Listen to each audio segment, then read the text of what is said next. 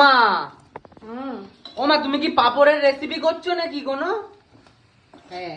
পাপড় কে এরকম খুন্তি দিয়ে হাতা দিয়ে নাড়াচ্ছো, পাশে আবার কি ডাল? হ্যাঁ, পাপড়ের রেসিপি হচ্ছে কোনো? আজকে পাপড় পুরো পুরো সব দিয়ে দিয়েছি একবারে আমি।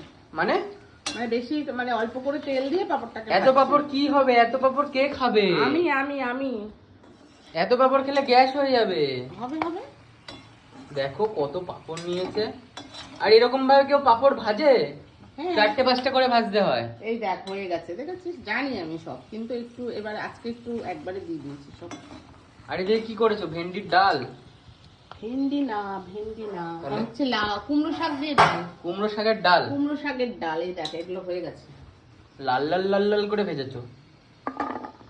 এ ভালো ভাজা হয়নি গো।